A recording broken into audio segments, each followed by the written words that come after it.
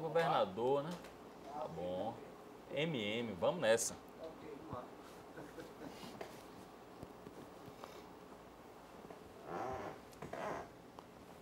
O partido está com candidatos em muitos estados?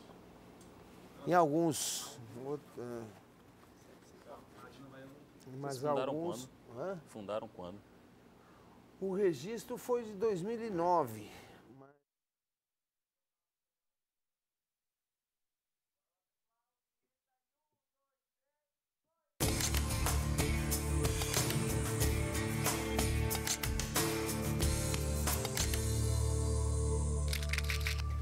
Olá, seja bem-vindo a mais um conteúdo exclusivo aqui pelo Aratu Online, mais uma edição do Linha de Frente. Eu sou Pablo Reis, tenho o prazer de conversar com mais um presidenciável aqui no nosso programa.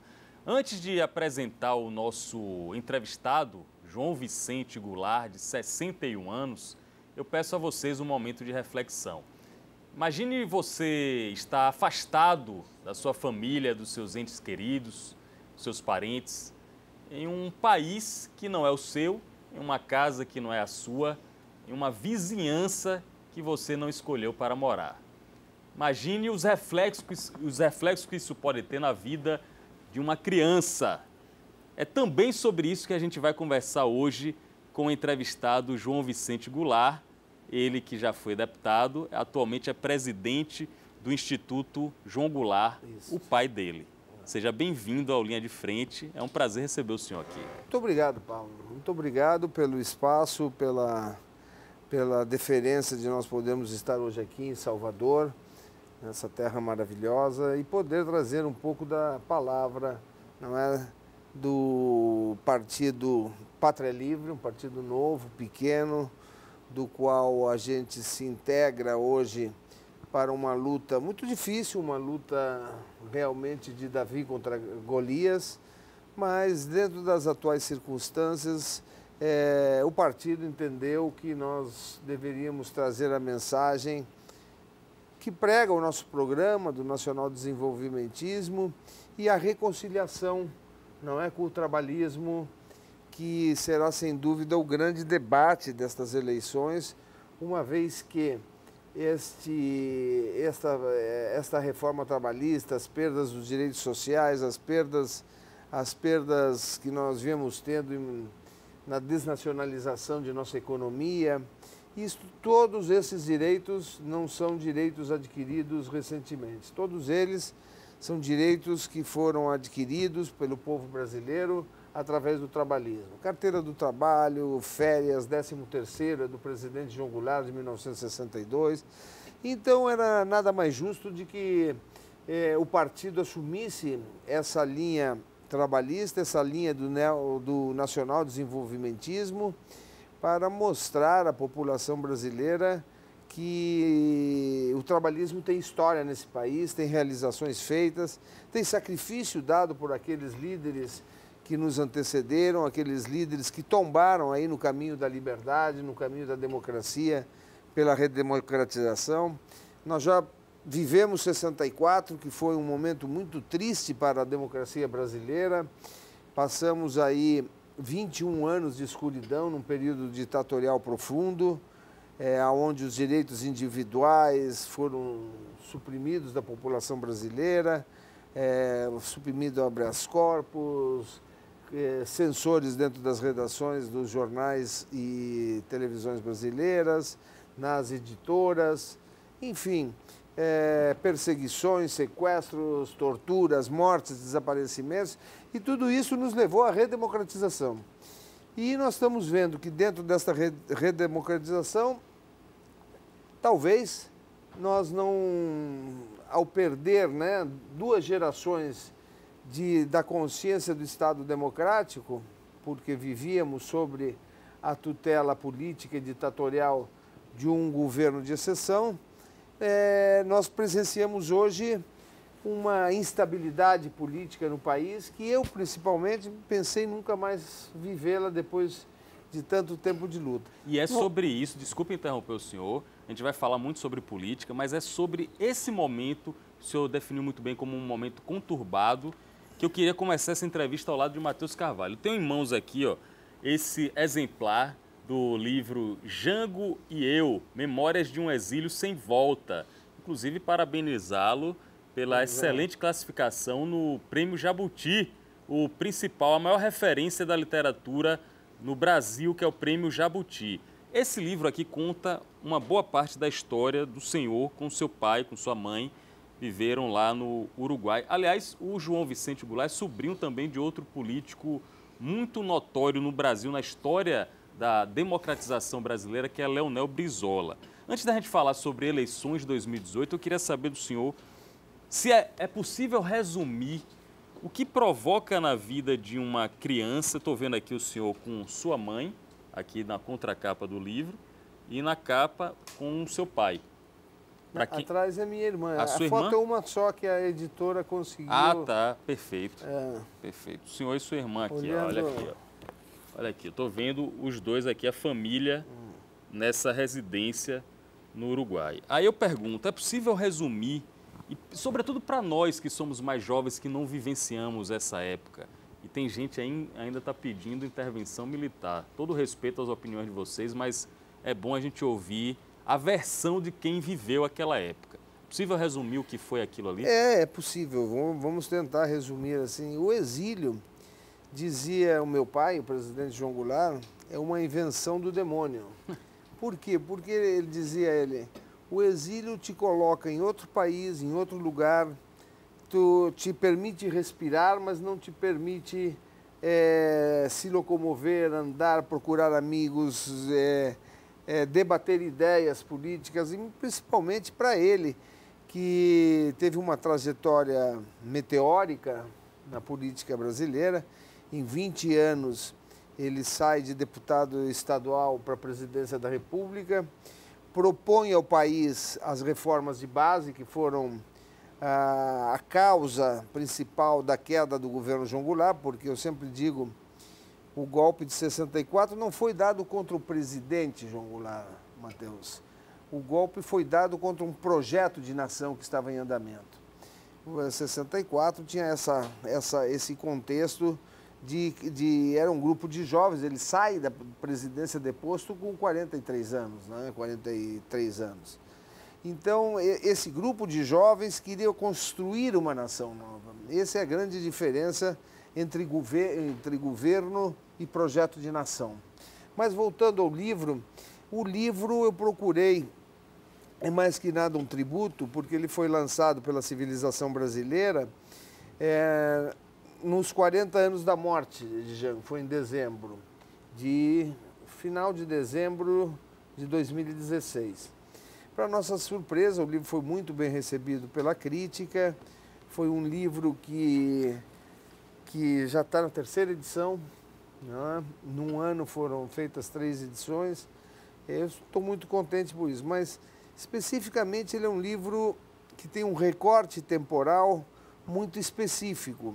Ele começa no dia 1º de abril de 1964, o dia do golpe, e aí então começa com a visão de uma criança. As malas sendo arrumadas, Exato. Do carro na porta, Como é que foi tudo aquilo, o destino que era o Uruguai, tanto é que o primeiro capítulo chama-se Uruguai é Azul, porque na hora que nós estávamos já decolando com o Teco-Teco, rumo ao Uruguai, ao exílio, nós chegamos primeiro, eu, a minha mãe e a Denise, pois o pai ficou no Brasil fugindo, se escondendo, porque ele queria historicamente mostrar que ele estava dentro do território nacional quando se decreta vaga a presidência da República, e ele ainda espera, ele só chega no Uruguai no dia 4. Caracterizar o golpe. Ele espera a posse do Mazili para caracterizar o golpe. Então, ele chegou 2 dias depois no Uruguai.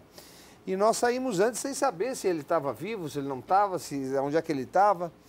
Você tinha que idade? Eu tinha 7 anos. 7 anos naquela época. E foi muito difícil, porque esse primeiro capítulo chama-se Uruguai Azul, porque uma criança pergunta, mãe, pô, tá tudo diferente, onde é que nós estamos indo? Aí ela olha assim, o céu azul e tal. Estamos indo para o Uruguai, meu filho. E aí eu digo, e de que cor é o Uruguai? Aí ela diz, não, o Uruguai é azul. Ela olhou ali, aí chorou e tal. Então começa o golpe na visão de uma criança, né? Como é que aí chega num país diferente, um idioma diferente. Eu fui alfabetizado novamente, porque eu já estava estudando aqui na primeira série, né? Tive que fazer de novo em espanhol. E aí começa toda a peregrinação de uma família pela América Latina. No começo, por exemplo, o Uruguai nos recebe muito bem, né? Porque o povo uruguaio não tinha tradição de golpe na sua história. Tinha havido um golpe lá em 1930 e pouco, o golpe do Terra, mas foi esporádico, só para uma transição. E o Uruguai tinha muito orgulho de sua democracia e de ter nos recebido. Estamos recebendo o presidente democrático do Brasil, golpeado por um golpe militar. O que nós não sabíamos, e realmente isso é uma questão até histórica nesse sentido, e eu acho que o próprio presidente também não sabia, é que aquele movimento, né, que parecia naquele momento mais uma das tantas quarteladas que o Brasil já tinha tido.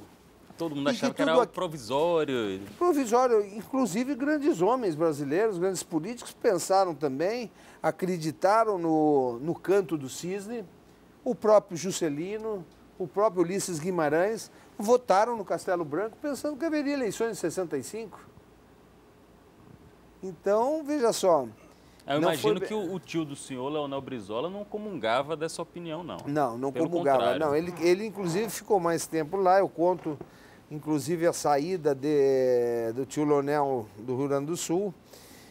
Teve um grande amigo de meu pai que foi buscá-lo, que era um piloto particular que ele tinha de Cessna, que foi buscá-lo numa praia do Rio Grande do Sul, perto de Pinhal ali, porque ele estava para ser preso já. Então, aí foi uma operação feita lá mesmo, ele decola de madrugada lá de Maldonado, oceano adentro, e faz um triângulo para que os aviões da FAB não conseguissem. Sai em cima da praia onde o tio Leonel está vestido de brigadiano, de polícia militar, e corre assim em cima de uma... Porque até era para ele retornar se caso não houvessem 4 caminhões e três carros. E só haviam 3 carros, tinha falhado o esquema dos caminhões, o responsável pelos caminhões tinha ficado com medo, e se não tivesse ali é para ele retornar, porque o tanque de gasolina do Cessna só dava para chegar e voltar, não dava para ficar sobrevoando. E aí ele saiu correndo, fez assim, ele posou na praia, só foi o tempo. Entrou mar adentro de novo. Para a gente esclarecer aqui, e muita gente comenta isso, o pai do senhor, o presidente João Goulart, era comunista? Esse é um mito feito, inclusive hoje nós já sabemos, um argumento usado pela direita, que não queria as reformas de base. Dizer que o golpe era, na verdade, um contragolpe. Um contragolpe. Isso hoje está provado, inclusive, com liberações de gravações da Casa Branca na época, tanto gravações que já tinham antecedido ainda, que o presidente Kennedy morre em novembro de 63, mas o golpe já estava em andamento já na administração Kennedy. Tem gravações, Matheus, já liberadas, entre o Kennedy e os seus assessores, dizendo, vem cá, quanto é que vai custar derrubar o governo brasileiro? E qual vai ser os argumentos? Aí o assessor diz, não, o argumento já está levantado, pesquisado, vai ser, vamos acusá-lo de comunista. Mas por que acusá-lo de comunista? Se o Partido Comunista no Brasil nem sequer existe, não está legalizado. Pelo que sabemos, mas o levantamento da opinião pública diz isso, que então nós vamos acusá-lo de comunista. E foi feito isso.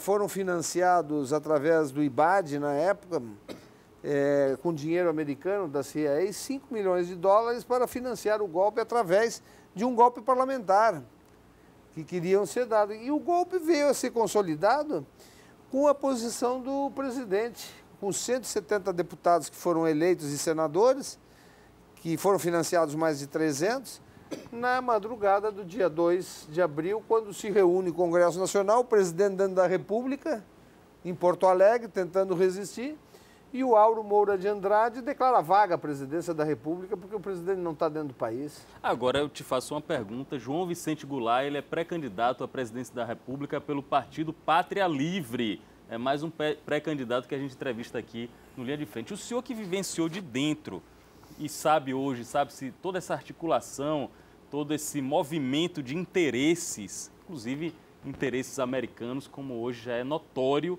naquele episódio. O senhor compara o que aconteceu em 64 com o que aconteceu em 2016. Muita gente tenta dizer que o que ocorreu em 2016 foi golpe também. Há realmente essa substância golpista em 2016? Pois é, Pablo, todo mundo pergunta essa opinião. Deixa eu te falar, os agentes são os mesmos. Os atores desta tragédia brasileira são os mesmos. Veja só, em 64 nós tínhamos um congresso altamente suspeito e financiado pela CIA, financiado através do IBAD, pelo embaixador Lincoln Gordon, que constrói um parlamento anti-Goulart, que veio a demonstrar isto no dia 2 de abril, legalizando o golpe. Porque se o parlamento brasileiro, através daquela sessão da madrugada, quando o Jango vai para Porto Alegre, se reunir, olhar se existe possibilidade de resistir ao golpe, deixa o Darcy no Congresso, que era o seu chefe da Casa Civil, Darcy Ribeiro, lê uma carta, Tancredo se posiciona contra a convocação do Congresso Nacional, porque está dentro do território nacional, e o Auro Moura de Andrade reúne o Congresso sorrateiramente numa madrugada, né, e declara vaga a presidência da República com os votos desses parlamentares que tinham sido financiados pela CIA. Então aí nós temos um ator. Qual é?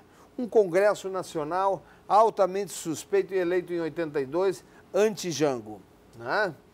Hoje, o processo do impeachment ou do golpe, nós temos um Congresso com mais de 300 parlamentares financiados por interesses escusos, de monopólios, de oligopólios nacionais e estrangeiros, que é outra coisa que nós temos que rever, isto, o acesso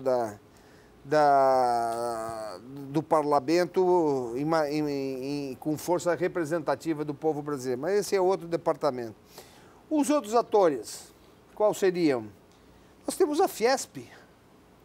A Fiesp, em 64, produz a Marcha da Família por Deus e pela Liberdade, financiou a marcha, trouxe um padre americano para fazer isso, o padre Peyton, para botar em São Paulo 500 mil pessoas contra o governo, apoiando o movimento militar.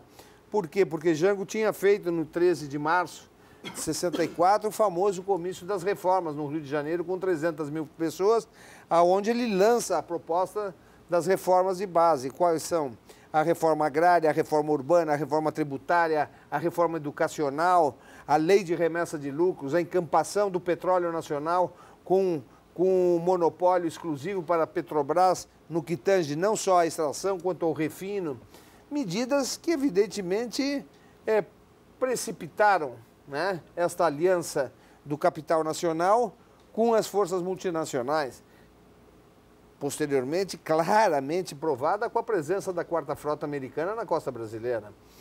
Naquele momento, ninguém sabia disso. Agora, no comecinho daquele mesmo ano, o próprio tio Leonel fez críticas ao Jango no jornal O Panfleto, no começo do ano. E que críticas, para muitos historiadores, contribuíram para aumentar ainda mais o clima de instabilidade que já era grande naquele momento. Como é que o senhor explica esse momento, essa divisão interna? Tinha, sim, evidentemente. Jango tem uma diferença de atuação política entre as duas personalidades. Brizola era um homem de ação mais rápida, tanto é que no exílio eles mantiveram uma distância muito grande. Eles romperam no exílio porque Jango sai do governo porque Brizola queria resistir, queria fazer uma nova revolução de 30 no Brasil. E o presidente João Goulart vê que não existe condições, ele já tinha informação da Quarta Frota Americana. E veja só, Uma quarta frota americana, né, que na época estava na nossa costa, estava equipada com um porta-aviões, 4 destroyers, 5 navios-tanques e 8 submarinos acompanhando essa tropa. Certamente, a quarta frota americana não estava aqui, como defenderam, para caso houvesse conflito social no Brasil, retirar funcionários da Embaixada Americana, que deviam ser uns 4 ou 5. Com 4 destroyers, eu acho que ele retirava a Embaixada Americana completa, inteira, e construía em Washington. Então, isto é um posicionamento diferente. E realmente chegou um momento político, de consternação política, que o Brasil estava dividido em dois, como nós estamos vendo isto hoje. Mas a esquerda exigindo de Jango reforma já ou na marra, e na marra o que queria dizer? Fechar o Congresso Nacional. A maior crítica de Brizola, inclusive, era a indecisão, né? Jango tomar logo uma decisão com relação a isso, não era? Mas não tinha, se você ler a mensagem ao Congresso Nacional de 1964, tinha medidas que não eram só do presidente da República, tinham medidas de alterar a Constituição para executar a reforma que dependia do Congresso Nacional. Por exemplo, na Constituição de 46, a reforma agrária, para te desapropriar uma propriedade rural, o governo tinha que pagar em dinheiro e à vista. Não Deputado existia João título Vicente da do Goulart, dívida. eu vou pedir só 30 segundos para eu fazer uma chamada agora na Como televisão. não? E o senhor continua, que esse assunto está muito interessante para quem gosta de história e política. E fazendo a chamada para a televisão vem mais gente.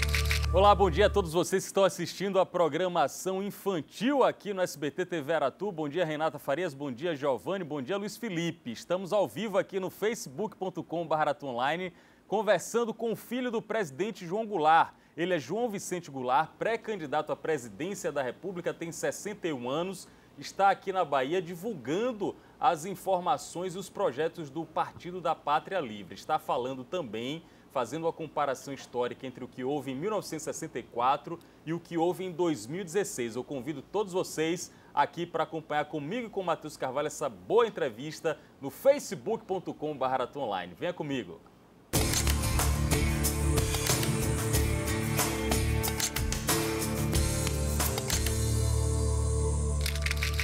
Voltamos, estamos com o presidente do Instituto João Goulart, ele é João Vicente Goulart, 61 anos, teve uma temporada no exílio no Uruguai, está explicando aqui para Matheus Carvalho e para mim o que ele acha de comum e o que ele acha de diverso entre 1964 e 2016. Antes do João Vicente Goulart continuar, eu só quero fazer uma referência, Matheus Carvalho.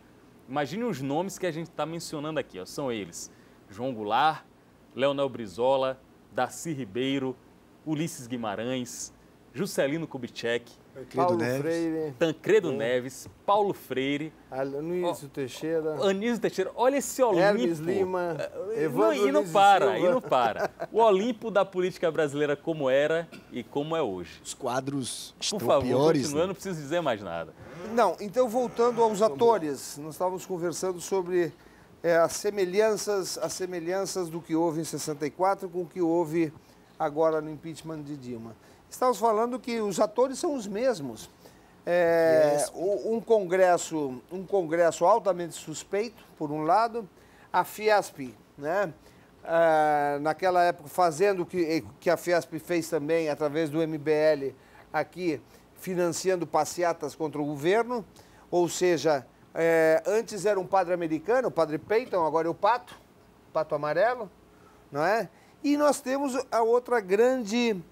outro grande ator, que era a grande mídia nacional, que através do IPs, eram aqueles filmetes que tinha antigamente, que compraram redações de vários pequenos jornais Brasil lá fora.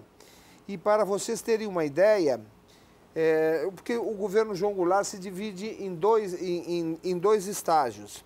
Primeiro, toda a tragédia para que ele assuma na renúncia de Jânio, quando os 3 ministros militares do Jânio queriam dar o golpe já naquela viagem que ele estava fazendo à China. Então, Odílio Denis, Silvio Reck e Grumos, que eram os ministros militares, diziam, não, se Jango chegar aqui, vai ser preso. Mas ele era o vice-presidente eleito, porque era separada a eleição. Ele tinha votos individuais que não eram votos do Jânio. Ele, por 2 vezes, ganhou separadamente a vice-presidência. A primeira com Juscelino, que inclusive fez mais votos que o presidente Juscelino como vice-presidente. O Juscelino fez 3 milhões e 100 mil, ele fez 3 milhões e 600 como vice. Então, era a legitimidade que ser quebrada naquele momento, em 61.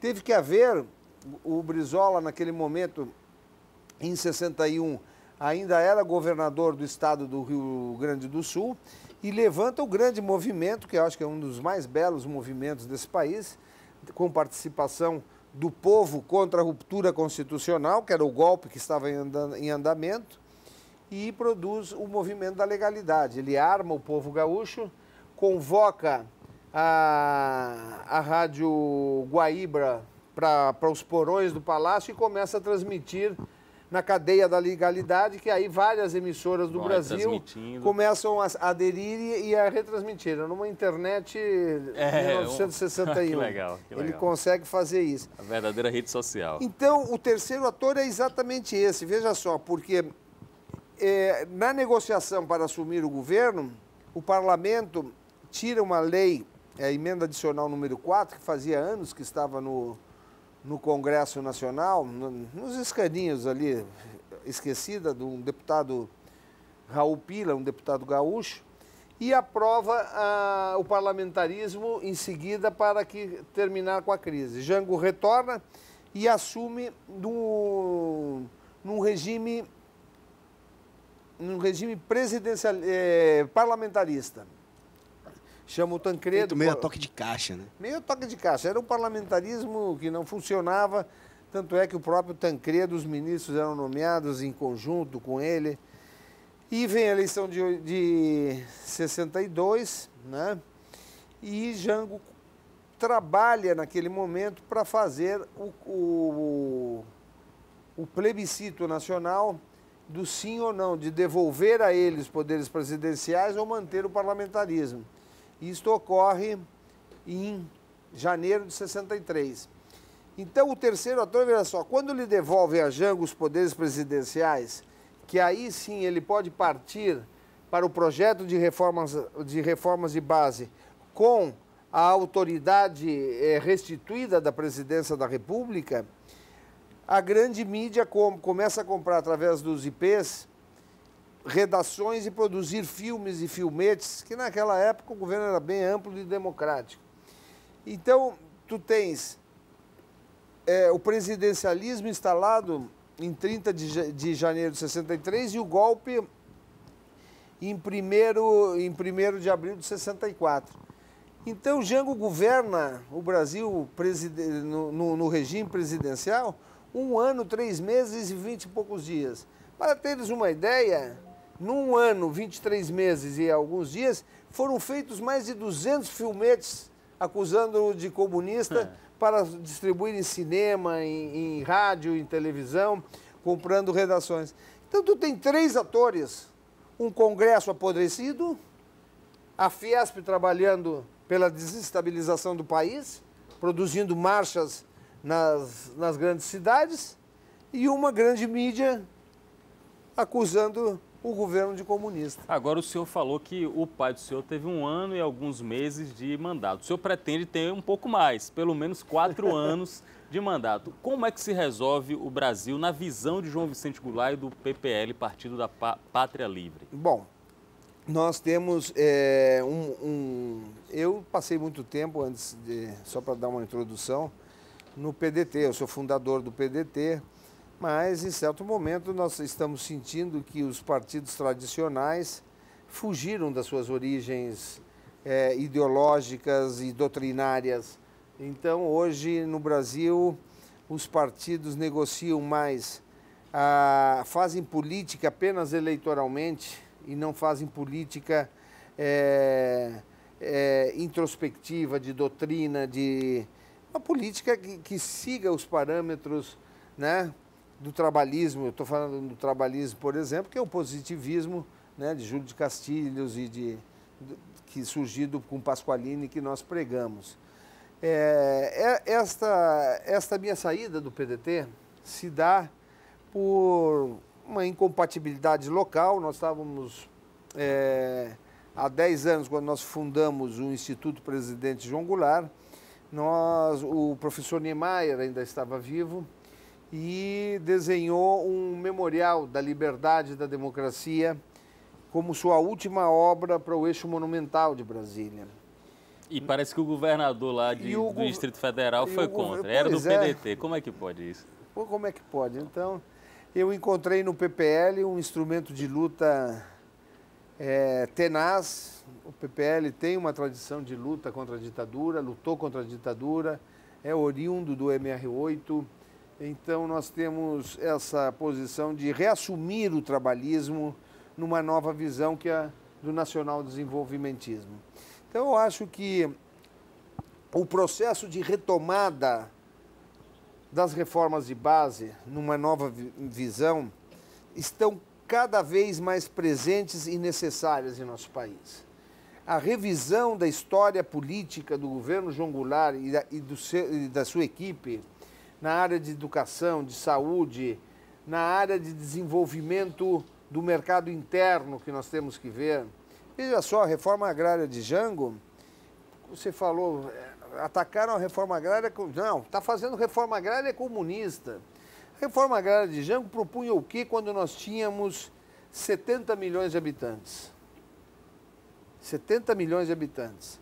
Era dar 10 milhões de novos títulos de propriedades para desenvolver o mercado interno. Com 10 milhões de novos proprietários rurais, tu desenvolverias a indústria nacional com 10 milhões de novos tratores, 10 milhões de novas geradeiras, ou seja, tu criarias força no mercado interno sem a dependência de créditos internacionais, a dependência econômica do exterior. O que era comunismo, na verdade, era um desenvolvimentismo da indústria nacional. interna. A lógica do PPL, né? Matheus e pré-candidato João Vicente Goulart. Eu preciso encerrar o programa, eu queria conversar aqui mais 1 hora, viu, Marcos? Mas ele continua no programa. Ele vai continuar aqui no programa ao lado, líder de audiência. Mas nós estamos com o nosso candidato a governador então também. Pode falar um pouquinho a respeito dele. Vem cá, Marcos, vamos lá. Vem aqui rapidinho, daqui a pouco... nosso PPL da Bahia, para os baianos. Ele eu já conheço há muito tempo da luta do Sindipoc. Seja bem-vindo também. Eu vou me despedir de todos, a gente vai continuar a conversa mais um pouquinho e vamos ter que ver o povo com Casemiro Neto e João Vicente Goulart. O PPL está aí lançando candidato, é outra situação, outra cena importante no ambiente político que a gente vai debater também. Tenho que encerrar, infelizmente, agradecendo a todos vocês que acompanharam com a gente. A nossa produção, Eduardo Souza, Camila Costa, Otoniel aqui na operação da câmera, Luiz Felipe, Laís dos Caracteres, Edivan no áudio, todo mundo, Tayane e Humberto, que eu não posso esquecer nunca. Vou encerrar a frase, eu sempre encerro com uma frase que não é minha, vou usar a frase do dramaturgo, do romancista George Bernard Shaw. Ele diz o seguinte: algumas pessoas olham para o mundo e se perguntam por quê. Eu olho para o mundo e pergunto por que não. Pense um pouco sobre isso e até o próximo encontro. Um abraço.